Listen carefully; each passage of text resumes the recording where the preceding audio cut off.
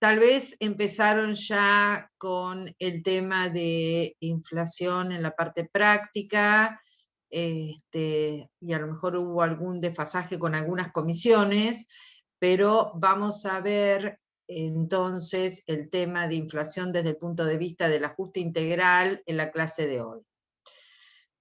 Antes de empezar a compartir las diapositivas, recuerden un poco cómo pasábamos de la unidad anterior de soluciones parciales a esta solución de tipo integral. Y las soluciones parciales representaban parches, ciertas situaciones que queríamos resolver, pero que no lo podíamos lograr en su totalidad. No llegábamos a resolver todas las partidas del estado de situación patrimonial y el estado de resultados, porque eran solo soluciones parciales. De manera tal que la profesión empezó a tratar de encontrar una solución que dé una respuesta total, que sea integralmente de toda la información contable. Y bueno, recién hacia el año 80, en la década de los 80, creo que fue en el 83, se llega a consensuar la resolución técnica 6, que se denominó en ese momento moneda constante, que con algunas modificaciones es la que rige en la actualidad con respecto al tema de ajuste por inflación. Así es como llegamos entonces a esta solución integral o ajuste integral de la información contable, que es el tema que vamos a ver en la clase de hoy.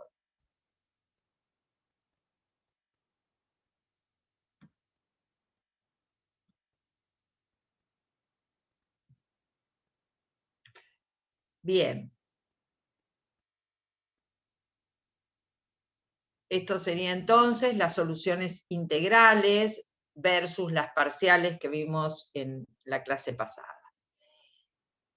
Primero que nos preguntamos es cuál es el objetivo de este ajuste integral de los estados contables. O sea, y esto es importante de saber y de pensar, ¿no? El objetivo. ¿Cuál es el objetivo del ajuste integral? Sabemos que el ajuste integral, como lo dice ahí la diapositiva, es un método que ajusta todos los componentes de la estructura contable que están expresados en moneda de distintos momentos y lleva todos esos componentes a una misma moneda, que es la moneda de cierre de ejercicio, ¿sí? Lo lleva todo a una moneda homogénea, que es la moneda de cierre, aplicando para eso un coeficiente corrector para ajustar las distintas partidas. Entonces, sabiendo esto, decimos que el objetivo central del ajuste integral es homogeneizar las partidas. Fíjense que cuando estamos hablando de ajuste no hablamos de elementos del activo, del pasivo, sino que hablamos en general de partidas, partidas de activo, partidas de pasivo. Entonces, objetivo central de realizar el ajuste integral, homogeneizar las partidas, llevarlas todas a poder adquisitivo pesos de cierre de ejercicio. O sea, pasar de una unidad de medida heterogénea a una unidad de medida homogénea al cierre. Como consecuencia de la realización de este ajuste integral, como consecuencia de homogeneizar y los pesos de enero llevarlos a pesos de diciembre, los de febrero a diciembre, los de marzo a diciembre y así sucesivamente, y tenerlos todos medidos al cierre de ejercicio, como consecuencia de ese proceso, digo, surgen resultados. Resultados que llamamos resultados por exposición a los cambios en el poder adquisitivo de la moneda, resultados que pueden ser positivos o negativos, pero surgen como consecuencia de la realización de este ajuste integral. Como decíamos al principio de la clase, el ajuste integral está plasmado, el método, digamos, la forma de llevarlo adelante, en la resolución técnica número 6, que lo establece, que recibe el nombre de moneda constante, y esa resolución técnica 6 es obligatoria actualmente para la presentación de los estados contables, de manera tal que en la actualidad, entonces, en todo el territorio de la Argentina, así lo establece la Federación de Consejos y luego el Consejo de cada una de las jurisdicciones, establecen, digo, como obligatoria la presentación de los estados contables ajustados mediante esta técnica de ajuste integral, o sea que el modelo actual implica o obliga a una unidad de medida homogénea. Este hecho de ajustar y de aplicar este ajuste integral tiene ventajas y algunos problemas. Las ventajas centrales es la homogeneidad en la moneda en que están expresadas las cuentas, ¿no es cierto? Van a estar todas homogéneas al cierre de ejercicio con la misma unidad monetaria. Eso me facilita la comparación de las cifras porque van a estar todas expresadas en moneda del mismo poder adquisitivo.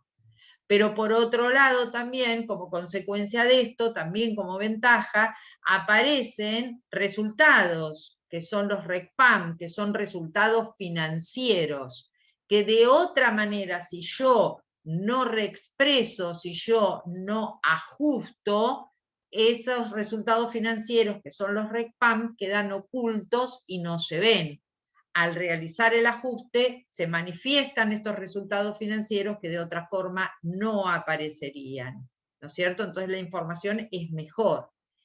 Fíjense que hablamos, y en el título está, estados contables, dice, efectos y consecuencias de la reexpresión de los estados contables. Cuando hablamos de reexpresión de los estados contables, estamos hablando de ajuste de los estados contables.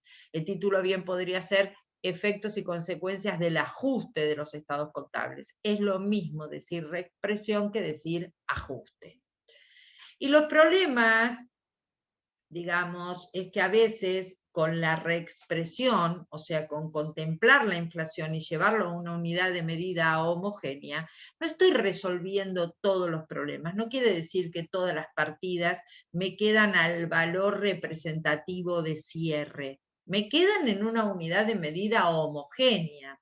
Pero, por ejemplo, si un bien aumenta de valor, no por causa de la inflación, sino por causas internas de ese bien, de problemas de oferta y demanda del bien, eso lo resuelvo a través de evaluar a valores corrientes. Por más que ajuste por inflación, no resuelvo el problema de la evaluación de cada uno de los bienes a su valor corriente. Entonces, lo único que estoy haciendo es llevar todo a una unidad de medida homogénea. O sea que si un bien aumenta más que la inflación, eso no lo resuelvo. Discriminación de activos y pasivos. Nosotros, hasta acá, en general, cuando hablamos de cómo clasificamos los activos y pasivos, en general los clasificábamos teniendo en cuenta si eran corrientes o no corrientes, tanto los activos como los pasivos, ¿no es cierto?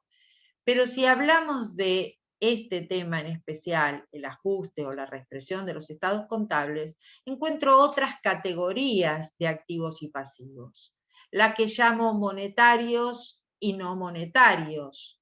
Entonces aparecen activos y pasivos que llamo monetarios, que son los que representan una cantidad cierta en moneda legal, o sea, están expresados ya a su valor nominal. Y esa expresión es permanente, sea el poder adquisitivo que sea, o sea, esa expresión la van a tener ese valor en unidad de medida nominal en enero y van a tener el mismo valor en el mes de diciembre, porque ya están expresados a su valor nominal. Por lo tanto, estas partidas que no pueden modificar su valor por la inflación, reciben el nombre de partidas monetarias y son las que sufren el impacto de la inflación porque no pueden variar su valor. Puedo tener tanto activos monetarios, que como sufren el impacto de la inflación son las que generan resultados por exposición a la inflación, o RECPAM, negativos los activos monetarios, pierdo por la tenencia de activos en un momento donde existe inflación, por la tenencia de activos monetarios. Si me quedo con dinero en caja en un momento de inflación, voy perdiendo poder adquisitivo por esos pesos sometidos a un proceso inflacionario y por lo tanto obtengo un resultado por exposición a la inflación negativo. En forma contraria, si yo lo que tengo son pasivos monetarios, o sea, me endeudé en pesos, en un momento o en un contexto inflacionario, me beneficio y por lo tanto obtengo RECPAM positivos. Contrariamente a estas partidas que llamo monetarias, tengo otras partidas que llamo no monetarias y que tienen un valor propio, ¿no es cierto? Y usualmente están expresadas en moneda que no es la moneda de cierre de ejercicio, pero en momentos de inflación aumentan o disminuyen su valor estas partidas, como por ejemplo las mercaderías. Las mercaderías que tenían un valor de adquisición de 100, en un proceso inflacionario del 20% van a pasar a tener un valor o una expresión de valor de 120. Pueden aumentar su valor acompañando el ritmo inflacionario. ¿Está? Por lo tanto, como pueden aumentar su valor acompañando el ritmo inflacionario, no sufren el impacto de la inflación. O sea, no generan resultados como consecuencia del impacto de la inflación porque no lo sufren. Si hay inflación, aumentan su valor. Otra manera de clasificar o de discriminar los activos y pasivos en un contexto de inflación puede ser denominarlos expuestos, que son los que se desvalorizan en función de la inflación, se desvalorizan o se revalorizan en el caso de los pasivos, pero digamos pierden poder adquisitivo, entonces decimos que esos son los activos y pasivos expuestos, que serían o coincidirían con los monetarios. Los monetarios se llaman monetarios o expuestos porque son los que generan resultados, ganancias y pérdidas por inflación. Y están los no expuestos porque no se desvalorizan con el impacto de la inflación. ¿Y por qué no se desvalorizan? Y porque pueden modificar su valor, aumentando o disminuyendo en función de la inflación. Serían los no expuestos, serían los no monetarios, y que ya dijimos que los no monetarios no generan ganancias o pérdidas por inflación.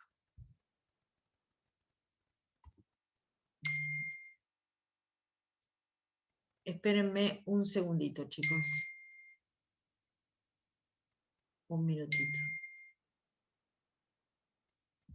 Ya seguimos, ¿eh? Tengo que atender un llamado.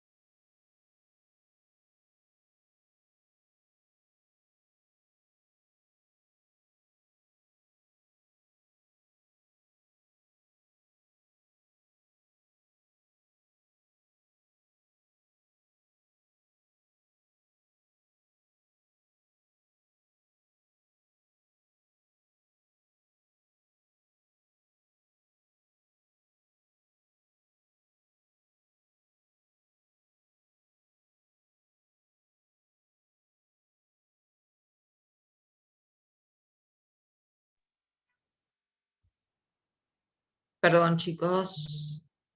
Ahí sigo.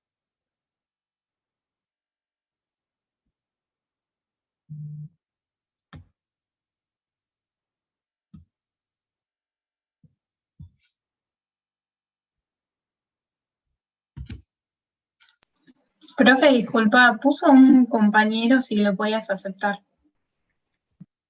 Ah, sí, no me aparece. A ver.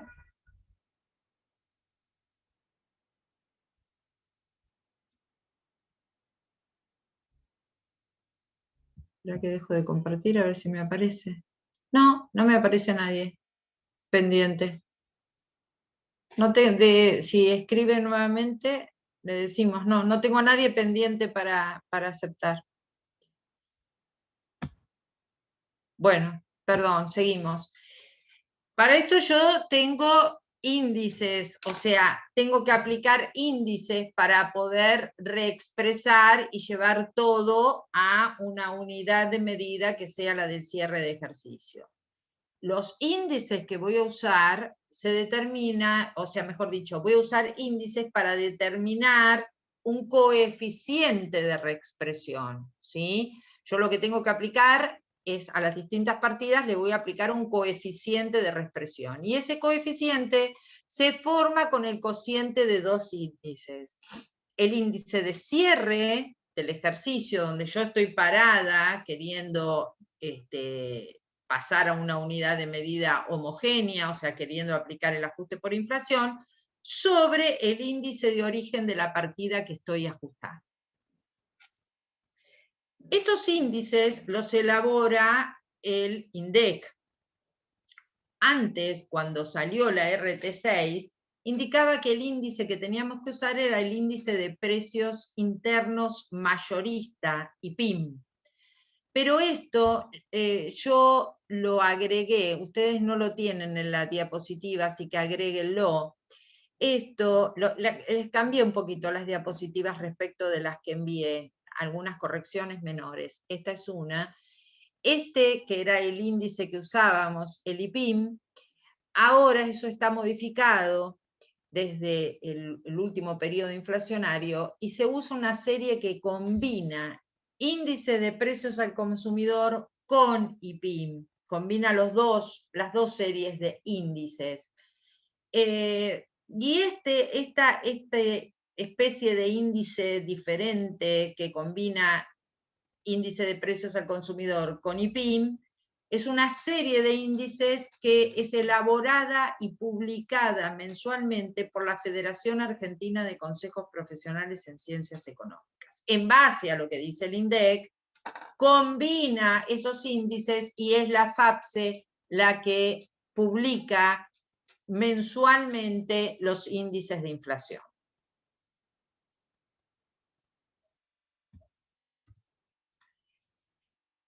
Hay dos métodos distintos para realizar el ajuste por inflación, pero uno de esos métodos es el apropiado y el otro no lo utilizamos para realizar el ajuste integral porque no cumple con el objetivo central, que es homogeneizar la moneda. Bueno, ahí me aclara que los rubros monetarios, que son los expuestos, generan RECPAM y que los rubros no monetarios, que son no expuestos, no generan RECPAM. Y vemos los dos métodos. El método directo, que trata de ver las modificaciones que sufren los rubros que están expuestos a la inflación. O dicho de otra manera, lo que hacemos en ese método directo es reexpresar los rubros monetarios, que son los que están expuestos. Es una manera de hacer el ajuste, pero la verdad que no es la que usamos porque no sirve para homogeneizar las partidas. Sirve para determinar el RECPAM, vamos a determinar el mismo RECPAM, porque por partida doble es lo mismo ir por las partidas monetarias que por las no monetarias, pero no es el que cumple con el objetivo central, que es homogeneizar la moneda. El que cumple con ese objetivo es el método indirecto a través de reexpresar los rubros no expuestos o no monetarios. Entonces, de esta manera sí vamos a tener homogéneos los distintos rubros a moneda del mismo poder adquisitivo que es la moneda de cierre de ejercicio. Porque directamente las partidas monetarias ya están expresadas a su valor nominal, que es su valor de cierre. Las que no están expresadas a su valor de cierre son las no monetarias o las no expuestas, y esas son las que voy a corregir y llevar a su valor de cierre, en el método indirecto, que es el que permite homogeneizar la moneda y por lo tanto es el que vamos a utilizar. ¿Cuáles serían los pasos para lograr este ajuste integral a través del método indirecto que plantea la RT6? Lo primero que tengo que hacer antes de ir operación por operación del ejercicio es ajustar la situación de inicio, o sea, el balance inicial lo tengo que llevar al cierre del ejercicio, así que tengo que ajustar la situación de inicio. Si hice algún ajuste parcial, o sea, por ejemplo, si yo apliqué la ley de revalúo y tengo mis bienes de uso revaluados con un coeficiente determinado, apliqué ahí un ajuste parcial, como ahora estoy aplicando la solución integral, si hice ajustes parciales los tengo que eliminar. Luego lo que hago es segregar componentes financieros, tanto explícitos como implícitos. ¿Por qué? Y porque las partidas tienen que estar todas a su valor de contado. Y si hay intereses, esos intereses tienen que estar separados y los voy mandando a resultados a medida que se devengan. Pero los intereses tienen que estar separados, cosa de que yo también reexprese los intereses por inflación. Los intereses pueden estar, como dijimos recién, explícitos, o sea, forman parte de un documento o están acordados entre las partes, o implícitos, que no están, digamos, de manifiesto en la operación. Si los componentes financieros están contenidos dentro de un documento, yo tengo muy claro cuál es el valor financiado y cuál es el valor de contado, y por lo tanto la diferencia es componente financiero. También lo tengo claro en un documento cuando contiene intereses y hay una parte de esos intereses que todavía no están devengadas. Ahora, también puede ser que yo tenga una operación donde, por ejemplo, la pago con tarjeta de crédito a 30 días, pero yo no sé, me dicen directamente el precio es tal. No sé qué valor tendría ese mismo bien si lo compro de contado. No lo puedo saber. Pero por supuesto, por darme la financiación de 30 días, hay contenido, un interés que no se ve y que está implícito en la operación.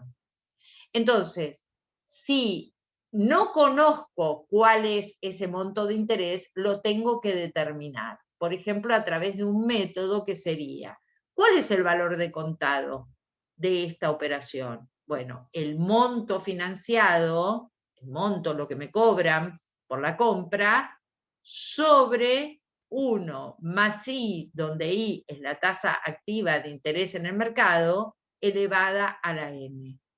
Entonces, si la tasa es mensual, por ejemplo, me dieron un mes de financiación, será 1 más la tasa de interés elevado a la 1, ¿no es cierto? Porque sería un mes. Si la tasa es mensual, pero me dieron 2 meses de financiación, sería elevado a la 2. De esta manera, yo determino cuál es el valor de contado. Comparo el valor de contado. ¿Cómo? Disculpe, ¿eso Sí. lo podría volver a repetir, lo de la fórmula? Yo puedo tener el interés explicitado. Entonces yo sé perfectamente cuál es el valor financiado y cuál es el valor de costo. Por diferencia, sé cuál es el componente financiero o sé cuál es el interés y lo segrego. Bien, ahora, el interés puede estar oculto, implícito en una operación. compré un termo con tarjeta de crédito y me cobraron 1.000 pesos por el termo, tarjeta de crédito a 30 días. Bueno, pero yo no sé cuál es el valor de este termo si hoy yo lo pagara de contado. No lo sé, no quedó explícito en la operación. Indudablemente tiene otro valor, porque como yo lo estoy pagando recién a 30 días, tiene cargado un interés. ¿Cómo hago para determinar cuál es el componente financiero implícito en esa operación? Bien, el monto de contado sería igual a los 1.000 pesos que me están cobrando valor financiado por ese termo sobre 1 más la tasa de interés vigente, la tasa activa del mercado actualmente, que lo normal es que la tengamos mensual, esta tasa. Entonces, elevado a la n serían los meses que me dan de financiación. Si es un solo mes, sería 1 más I, o sea, 1 más la tasa de interés elevado a la 1. Si me dan 60 días, sería 1 más I elevado a la 2. De esta manera yo saco, con esta fórmula de descuento financiera, saco cuál es el valor de contado de ese bien. Comparo el valor de contado con el valor financiado, supongamos que esto me da 900 pesos, y digo que el componente financiero en la compra de este termo es de 100 pesos, ¿sí? Pero ahora lo puedo discriminar, ¿se entiende? Tengo que segregar el componente financiero para mostrar los intereses en forma separada, y, o sea, que no estén cargados ni en las ventas ni en las compras, que estén separados y que los vaya mandando al cuadro de resultados a medida que se devengan. ¿Está claro ahora? ¿Se entendió? Sí, profe, gracias. No, de nada.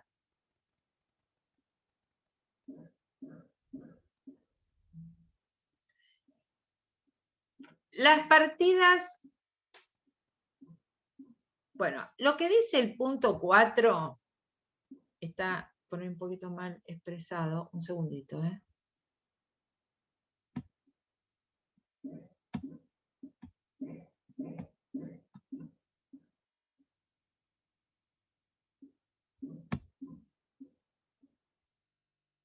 Pero...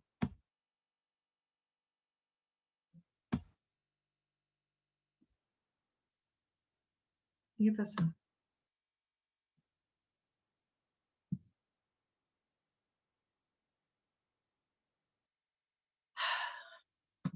Me pasan todas.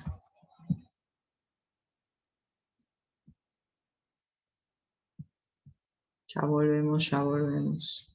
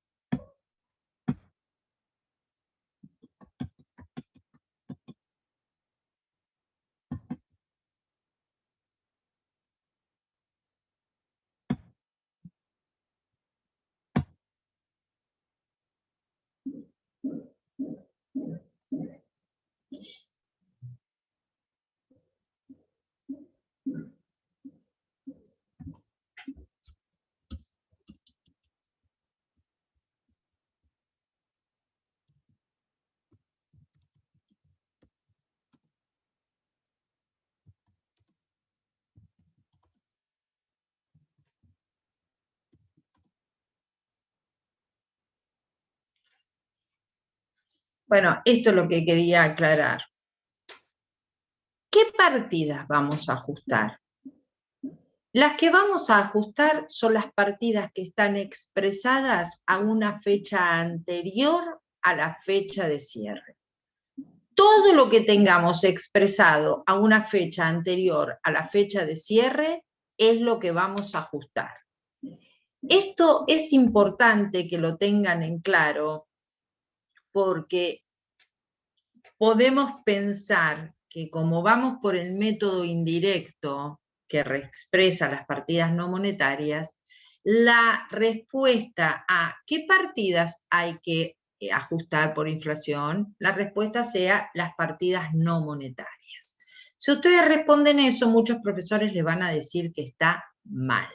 ¿Por qué? Y porque hay partidas no monetarias, por ejemplo, mercaderías, que pueden tener fecha de origen diciembre.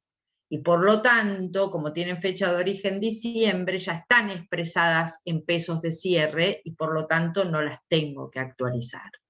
Entonces, la respuesta correcta frente a la pregunta, ¿qué partidas deben ser ajustadas por inflación? Son las partidas que están expresadas en una fecha anterior a la fecha de cierre. Por supuesto que las partidas monetarias quedan exentas de esto, porque las partidas monetarias están expresadas a un valor nominal, que es el valor nominal que tienen al cierre. Por lo tanto, no son las que ajusto. ¿Cuáles ajusto? Las que llamo no monetarias, ¿sí? O no expuestas, que no coinciden con su fecha de cierre. Entonces, o sea, que tienen una expresión de valor anterior al cierre. Entonces, para simplificar, la respuesta correcta es qué partidas deben ser expresadas o actualizadas o ajustadas por inflación, las que tienen una fecha anterior a la fecha de cierre. Bueno, ahí aclara que el RECPAM va a depender de la existencia, nivel y composición solo de los activos monetarios, activos y pasivos monetarios, que son los que generan RECPAM, obviamente. Entonces, ¿qué se ajusta? Se ajusta de manera integral el activo y pasivo no monetario o el activo y pasivo que no tiene una fecha coincidente, que es de fecha anterior al cierre del ejercicio, se ajusta de manera integral activo y pasivo no monetario, o sea, el activo y el pasivo que tienen una fecha anterior a la fecha de cierre, también se ajustan las cuentas de capital y las cuentas de resultado. Todo esto que se ajusta, todo esto que estamos diciendo acá que se ajusta, son todas partidas que están expresadas en una fecha anterior a la fecha de cierre de ejercicio. Por eso, con decir el párrafo que dice 4, que las partidas que ajusto son las que están expresadas con fecha anterior a la fecha de cierre, estamos diciendo todo, ¿sí? Estamos dando respuesta a todo. ¿Eso se entiende? Es importante. Sí. Bien. ¿Qué proceso sigo para ajustar? Tengo que darle una antigüedad a cada una de las partidas, o sea, tengo que saber cuál es la fecha de origen de la partida que quiero ajustar. Eso recibe el nombre de anticuación de partidas, buscar cuál es la fecha de origen. Confeccionar en base a esa fecha de origen el coeficiente de reexpresión, con el índice de cierre y el índice de origen de la partida, y realizar el ajuste de cada partida. De esa manera va a surgir un valor ajustado, que va a ser ese valor ajustado va a ser la diferencia entre el valor reexpresado y el valor de origen. Esa diferencia es la que registro contablemente en un ajuste. Por ejemplo, si yo estoy ajustando mercaderías para llevarla a su valor reexpresado, tenía mercaderías por 100, valor de origen. Coeficiente 1,20. Mercaderías reexpresadas 120. ¿Qué registro hago? Mercaderías contra RECPAM por 20. Ese es el registro contable que hago. Eso no quiere decir que yo tenga un RECPAM positivo de 20 pesos. No quiere decir que gané por inflación 20 pesos. Es simplemente un procedimiento que sigo, ¿sí? Reexpreso lo que no está expresado en moneda de cierre. Profe, Sí. disculpe, ¿el coeficiente cómo dijo que era? índice de cierre sobre índice de origen?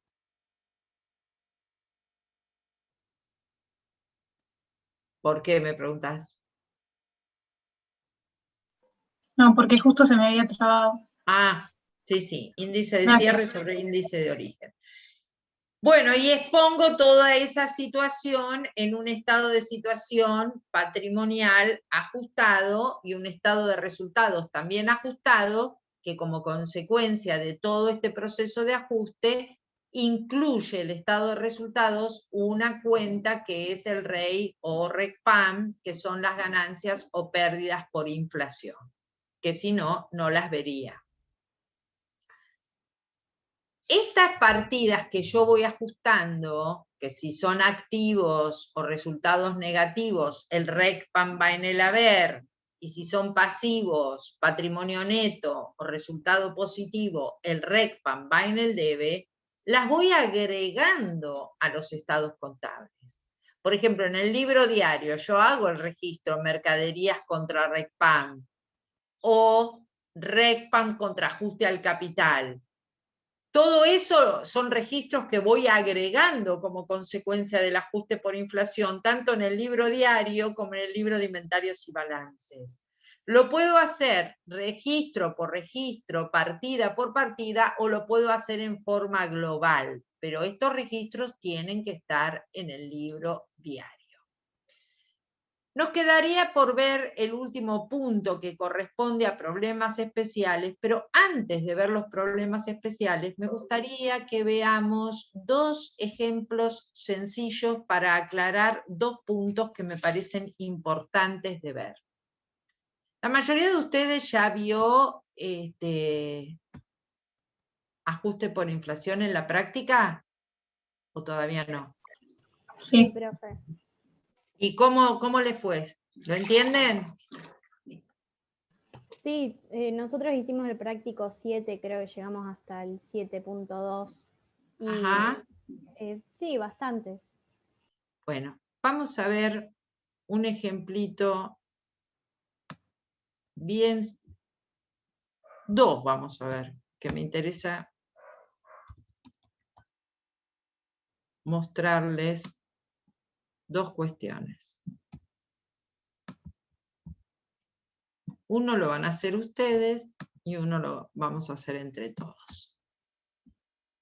Supongamos que una empresa empieza su actividad el 1/10 con el aporte de los propietarios en efectivo. Aporte de los socios. Caja en efectivo. Caja 10.000. Capital social 10.000.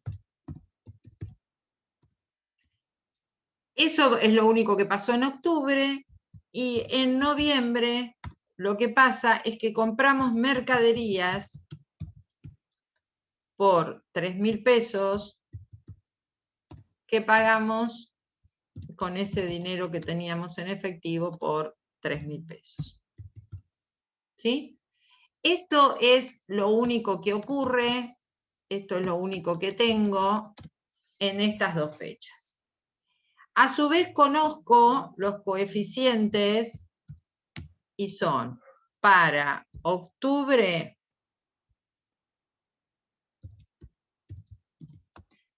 1,20 y para noviembre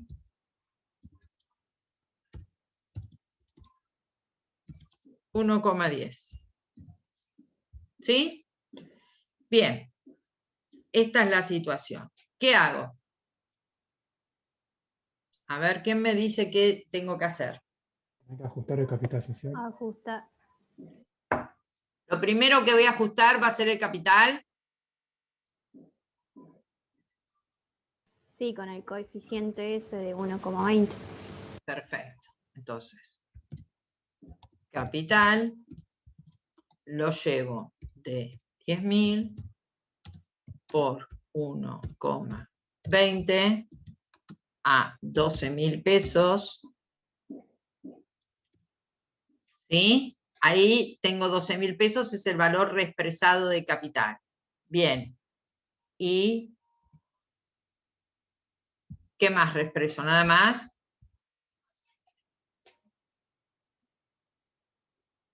No, nada más. No. Caería también. Mercaderías. Mercadería. Ah, claro, pero con ese En 1,10. octubre nada más, perfecto. En noviembre, mercaderías. 3.000 por 1,10. Esto es igual a 3.300. Bueno, estas reexpresiones dan origen a nuevos registros, ¿no es cierto? Que hago el 31/12. ¿Cuáles son esos registros? ¿Qué registro? Ajuste de capital a recam. ¿El capital aumenta o disminuye? Aumenta. Aumenta. ¿De qué lado aumenta el capital? Claro. El patrimonio neto. En el patrimonio neto. ¿Y de qué lado es eso? A ver. ¿Del debe o del A haber? ver, a ver. A ver. Entonces en el debe pongo RECPAM, Ajuste por ajuste de capital. ajuste al capital. Recuerden que el ajuste al capital se realiza en otra cuenta separada por 2.000 pesos, ¿no? Sí.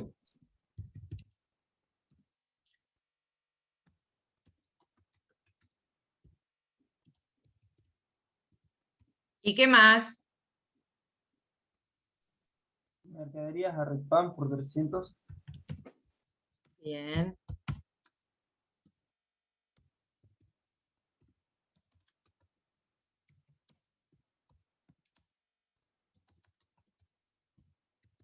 Ahí está. Nada más, ¿no es cierto? No hay otro dato, no hay otra cosa, no hay No. otra operación. Esto es todo. Si yo fuese al estado de situación patrimonial, me encontraría en el activo con caja, ¿por cuánto? 7.000. Perfecto, 7.000. ¿Qué más tengo en el activo? Mercadería.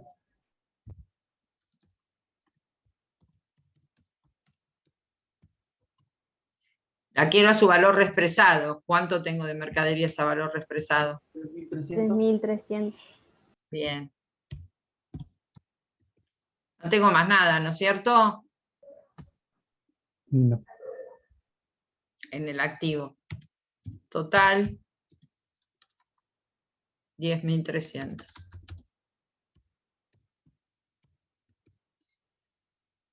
Vamos al pasivo.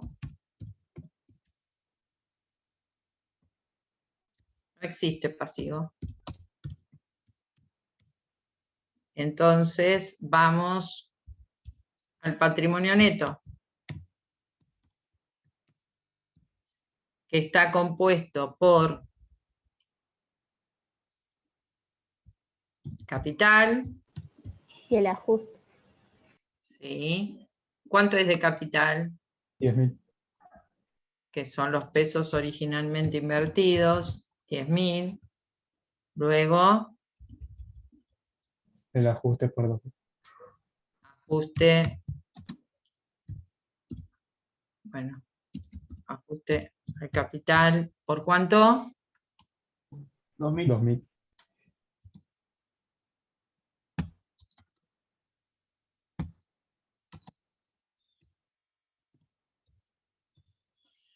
$2.000. Y bueno, si nosotros sabemos que el debe tiene que ser igual al haber, acá tengo 10.300 y acá tengo 12.000, ¿no es cierto? O sea que tengo una diferencia de 1.700 pesos entre el debe y el haber. Eso se corresponde, si voy al cuadro de resultados, ¿con qué? Con un único resultado, que es el RECPAM. ¿A cuánto ascendió el RECPAM? negativo de 2.000 y positivo de 300, por lo tanto tengo un saldo deudor de RECPAM de 1.700. ¿Es así? Este saldo deudor de RECPAM lo pongo acá, dentro del patrimonio neto, RECPAM, menos 1.700, y por lo tanto, ahora sí, tengo 10.300 acá y 10.300 de este lado, ¿no?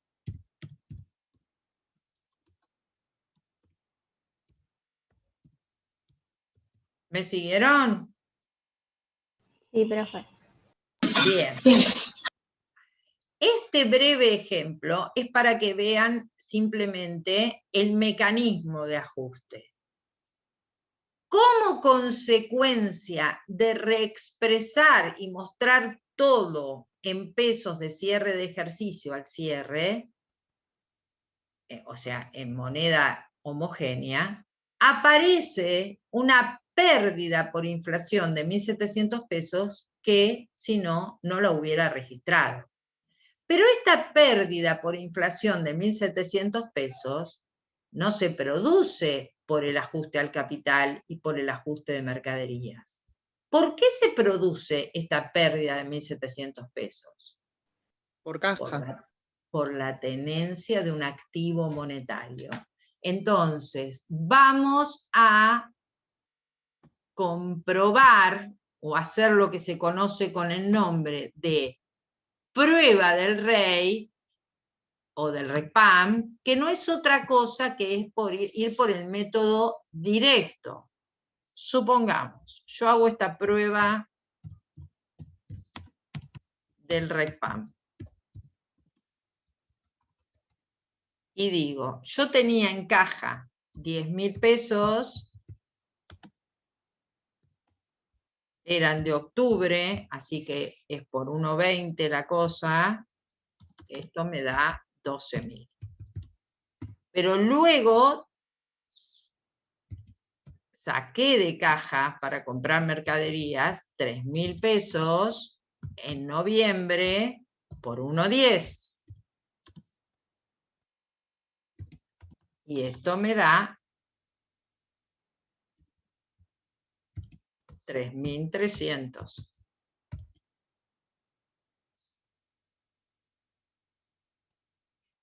$3.300. Con lo cual, los 7.000 pesos de octubre y de noviembre tendrían que ser ahora, para conservar el mismo poder adquisitivo, 8.700. Esta es la diferencia de valor. Estos son los 1.300 pesos que perdí de poder adquisitivo. Los 7.000 pesos que tenía entre octubre y noviembre, ahora para conservar el mismo poder adquisitivo necesitaría 8.700. Acá se ve claramente que el RECPAM entonces es una pérdida, porque necesito más poder adquisitivo ahora, es una pérdida de 1.700 pesos, que es a lo mismo que habíamos llegado a través de las partidas monetarias, de las partidas no monetarias que no son las que generan el RECPAM. ¿Se entiende esto? ¿Se entiende qué es lo que nos generó la pérdida de 1.700 pesos?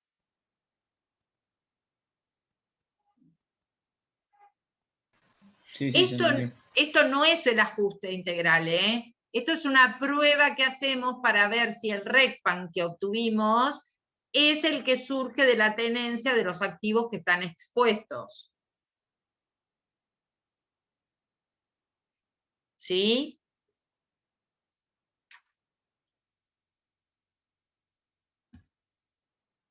¿Sí o no, chicos? ¿Eso se entendió? Sí, profe. Sí, profe. Sí. Bien, entonces ahora vamos a hacer una muy sencillito que van a hacer ustedes, muy sencillito, como para...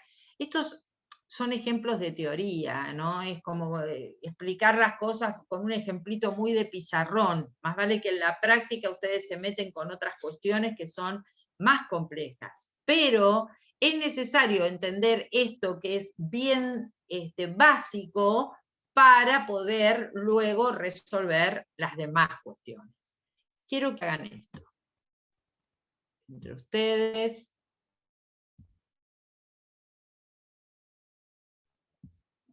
Yo les voy a dar estos datos. Lo que tengo es un terreno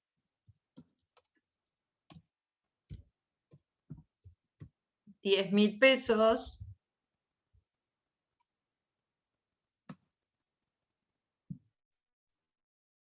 Y tal. Esta es la situación. 10.000 pesos.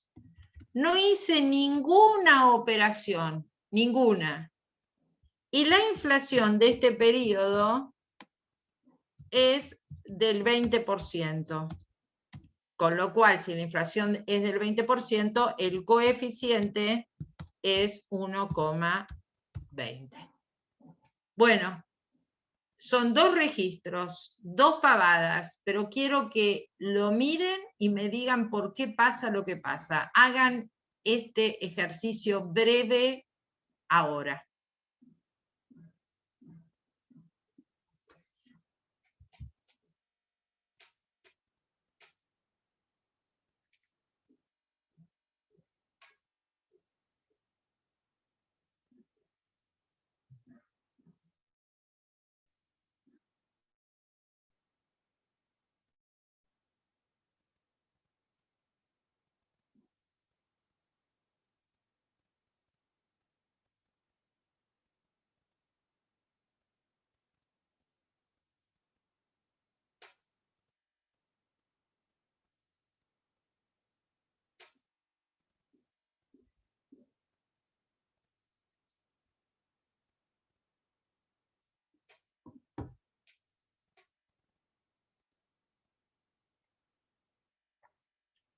¿El RECPAM queda saldado o no?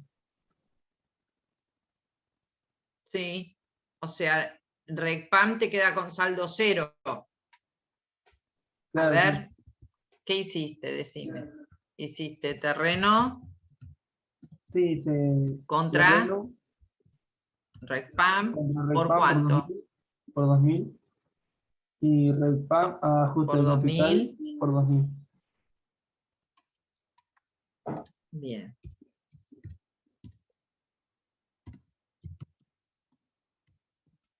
Profe, ¿tiene que ver con que si el terreno está a la venta o no? No. Es otra la razón. Porque si no estaría a la venta sería un bien de uso y ¿qué? ¿Sufre depreciaciones? ¿Puede ser? No, no es... No. El terreno tiene un Profe, valor de 12.000. la Sí, razón puede ser que no hay ningún activo monetario. exactamente. No hay ni activos ni pasivos monetarios. Capital 10.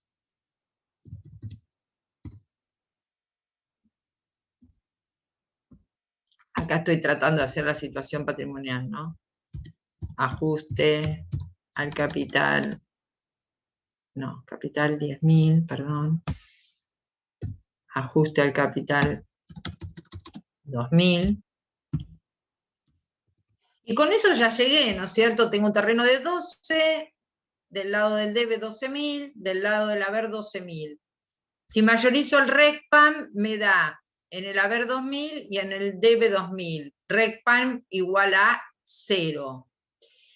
La razón por la cual, aún haciendo la reexpresión de las partidas no expuestas, como terreno y capital, el RECPAM es igual a 0, con lo cual no gano ni pierdo por inflación, la razón de eso es que no tengo ni activos ni pasivos monetarios expuestos, que son los que generan RECPAM.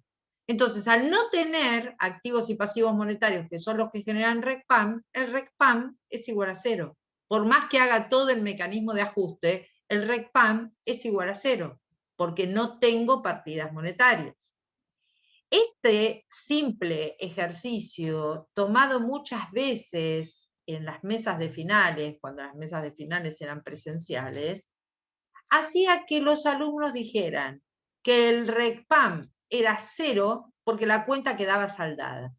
Y sí, pero ¿por qué queda saldada? Y porque, les digo las respuestas, ¿no? Y porque tiene un crédito de 2.000 y un débito de 2.000.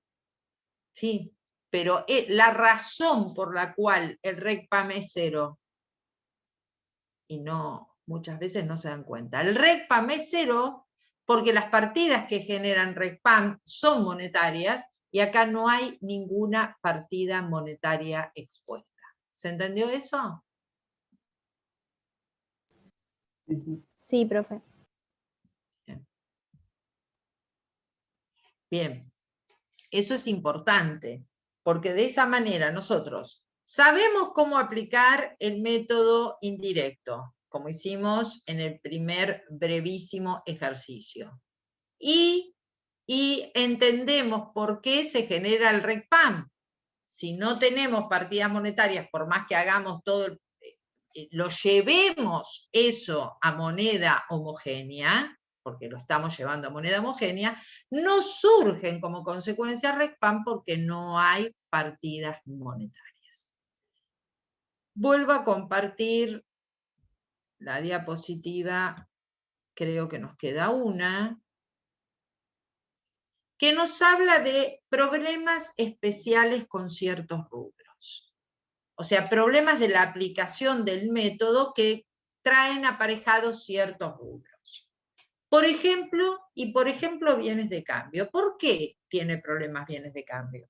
Y porque imaginen que en una empresa comercial o industrial, la cantidad de bienes de cambio, el volumen de los bienes de cambio hace que tenga distintas fechas de origen esos bienes de cambio y a la hora de realizar el ajuste, bueno, voy a tener que aplicar distintos coeficientes según sea la fecha de origen de cada uno de esos bienes de cambio. Lo cual no es que sea un problema, pero es una desventaja. También hay una especie de problema con los bienes de uso. ¿Por qué?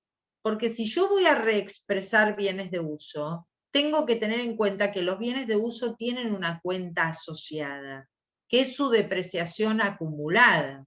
Entonces, yo voy a reexpresar el valor de origen del bien de uso, pero no tengo que olvidarme que tengo que reexpresar su depreciación acumulada. ¿Sí? Así que ahí tengo dos tareas, reexpresar el valor de origen y la depreciación acumulada. Otros problemas se nos dan a veces en las cuentas de resultados. Hay resultados como las ventas o algunos gastos como los sueldos o los servicios, que es muy clara cuál es la fecha de origen. Si yo hice el registro de la venta, la fecha de origen de esa partida para poder reexpresarla va a ser la fecha del registro. Lo mismo los sueldos de marzo, bueno, los voy a reexpresar desde el 31 de marzo, los sueldos de abril desde el 30 de abril, o el gasto de luz de abril desde el 30 de abril. Ahora, ¿qué pasa con el costo de la mercadería vendida? ¿Cuándo registro yo el costo de la mercadería vendida? Y vendo y registro el costo, vendo y registro el costo. O sea, yo por algo que compré en enero, lo vendí en mayo, y el costo de mercaderías me aparece en mayo. Espérenme un segundito un segundito.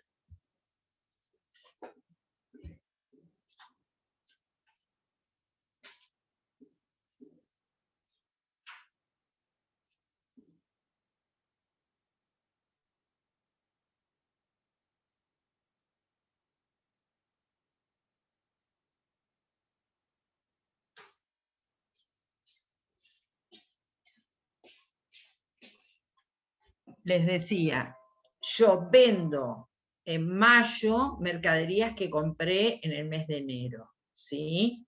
¿Cuándo hago el registro del costo? En el mes de mayo. Hago ventas o caja a ventas, costo de mercaderías vendidas a mercaderías. Sin embargo, la fecha de origen de ese costo no es mayo el momento de la venta, sino que la fecha de origen del costo es la fecha en que ingresaron esas mercaderías al activo, en la fecha de compra de las mercaderías.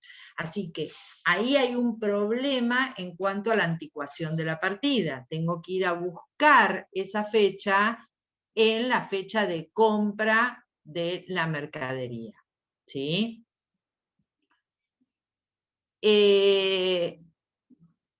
Respecto del capital, puede haber distintos momentos, ¿no es cierto? Nosotros sabemos que tenemos el momento del compromiso del capital y el momento de su efectiva integración. El momento donde me comprometo a aportar y en el momento donde hago efectivo el aporte. ¿Cuál es la fecha que debo tomar para reexpresar el capital? ¿La de suscripción o compromiso o la de integración o pago? La fecha es desde la suscripción. Y otro tema son las reservas. Lo voy a explicar con un ejemplo.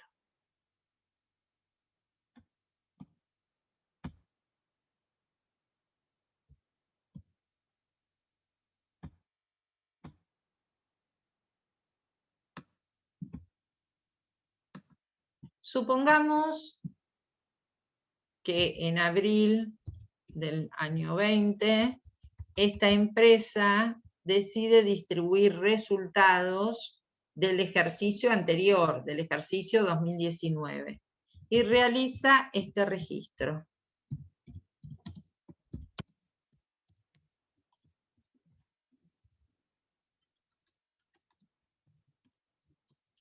En una reserva facultativa, vamos a suponer, o voluntaria.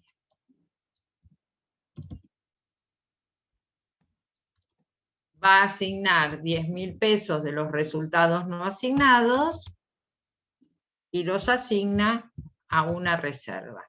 Este registro que se conoce con el nombre de registro de distribución de resultados, ¿no es cierto?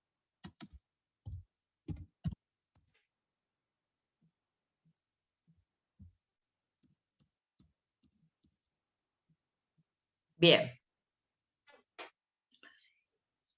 Yo estoy ahora parada al 31 de diciembre del año 20 y estoy haciendo el ajuste integral.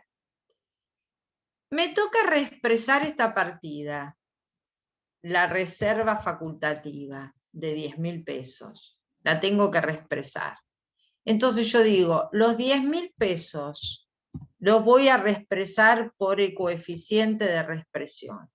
Coeficiente que va de el 31, esperen que les voy a poner bien, el índice de cierre, que sería el índice del 31 de diciembre, el índice de diciembre del 20. ¿Y cuál es la fecha de origen de esta partida? ¿Cuál es la fecha de origen de la reserva facultativa? Marzo. Diciembre del No, 19. abril. Bueno, la duda, marzo me mataste con la que dijo marzo, porque la duda estaría entre diciembre o abril. En realidad, acá yo tendría que poner... Abril, profe. Bueno, ¿O no? fíjate que no, esperá, y lo voy a explicar. Esta es otra pregunta. Yo dije marzo, pero me confundí. En realidad el coeficiente es el de todo el año.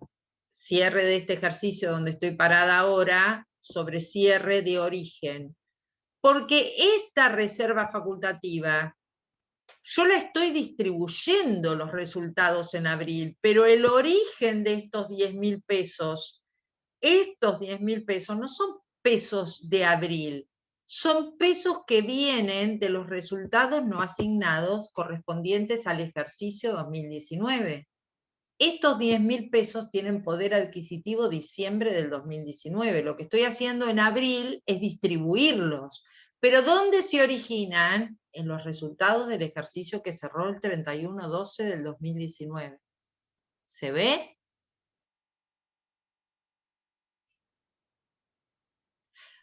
Sí, Por lo tanto, no uso como coeficiente de origen abril del 20. En abril del 20 no se originaron esos 10.000 pesos. En abril del 20 se distribuyeron. Pero ¿cuándo se originaron esos 10.000 pesos? Al cierre del ejercicio anterior, cuando se determinó el resultado del ejercicio. ¿Está claro eso? sí, O sea que los problemas en general de los distintos rubros se dan por la fecha de anticuación de las partidas. Tengo que pensar muy bien cuál es la fecha de origen de la partida.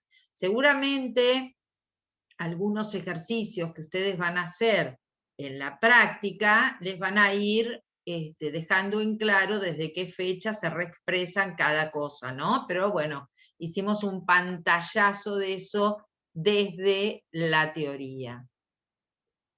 Si yo miro ahora el programa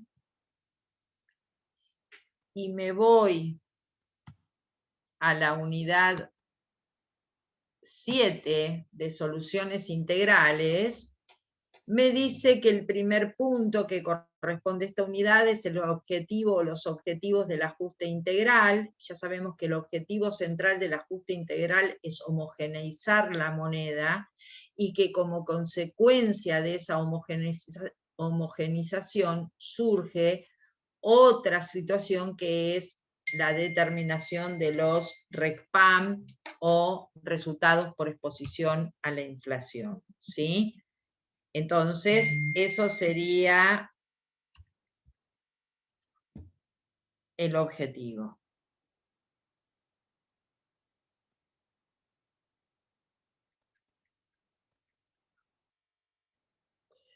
Ese sería el objetivo del ajuste. El alcance, obligatoriedad y vigencia de la norma en vigor, decimos que alcanza a todas las cifras de los estados contables de todo el país, porque es la Federación Argentina de Consejos la que determinó o la que se pone de acuerdo para poner en vigencia la resolución técnica 6, y después son los consejos los que lo hacen obligatorio en cada jurisdicción. Y que actualmente la RT6 es obligatoria en el país y en la provincia de Buenos Aires. Efectos y consecuencias de la reexpresión de los estados contables, ya lo vimos, porque como consecuencia de la reexpresión surgían distintas cuestiones, fundamentalmente las cuestiones que eran las ventajas y las desventajas. Y como ventaja decíamos la homogeneización de la moneda, la comparabilidad de las cifras, la determinación de los RECPAM que si no quedaban ocultos, y la desventaja fundamental era que con la reexpresión no resuelvo todos los problemas de medición, ¿sí? Los problemas de medición o de evaluación los resuelvo de otra manera.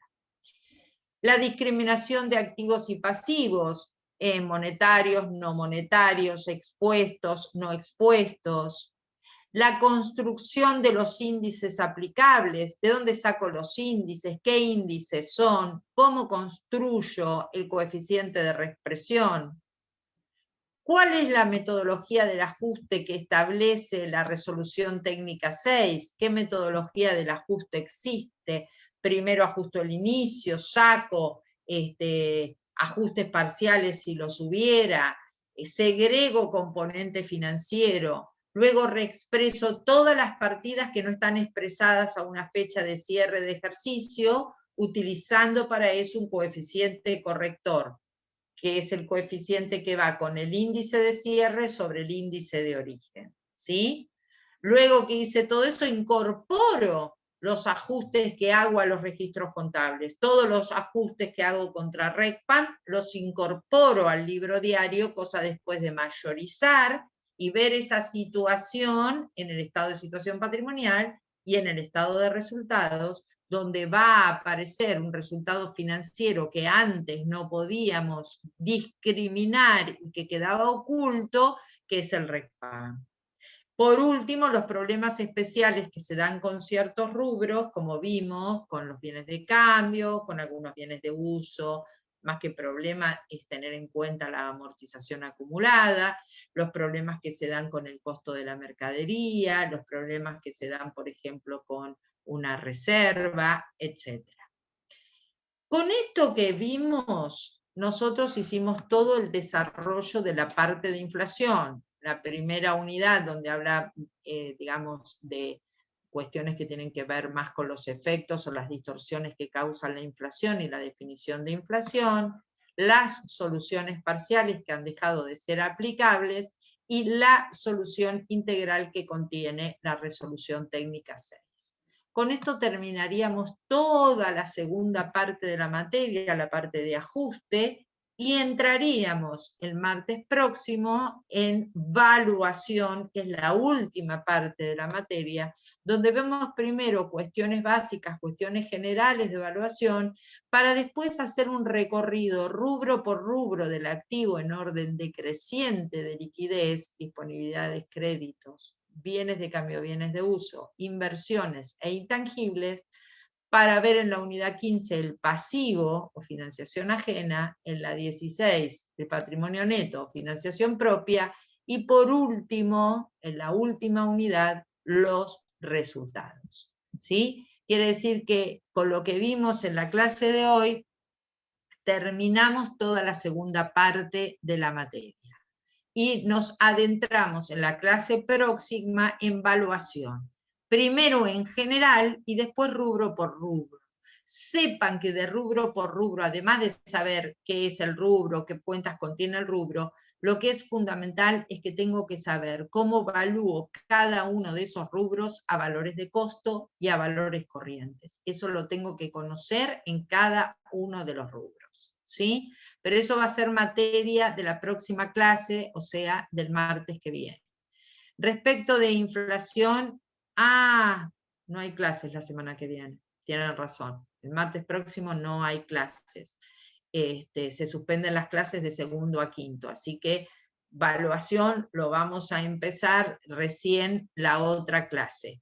Ustedes tienen todavía un práctico que tienen que completar de ajuste por inflación, si no entendí mal, ¿no?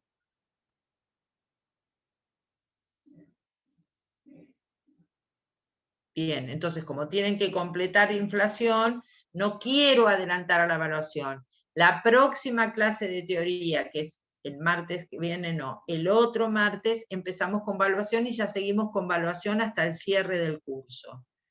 ¿Alguien me preguntó algo? Sí, pasado, presente y futuro es el libro que les sirve para la evaluación de todos los rubros en forma general. Sí. ¿Me quieren hacer alguna consulta? No, profe, todo re claro. Muchas gracias. ¿Todo re claro? Bueno, me alegro. Después les envío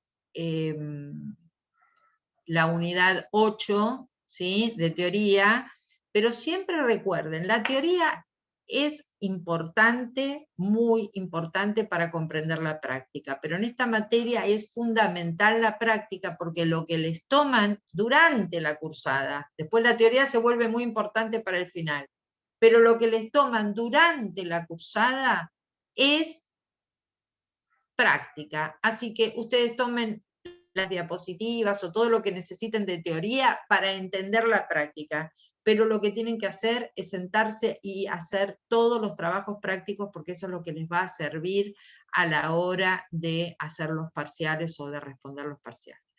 ¿Está? Bueno, si les parece entonces, dejamos acá y luego de no sé, el miércoles, creo, a ver, 4 y 7, creo que el 11 sería nuestra próxima clase de teoría. ¿Sí? Bueno, gracias chicos. Pásenla profe. bien. Nos vemos Gracias, dentro profe, de nos 15 vemos. días. Chao. Chao, chao.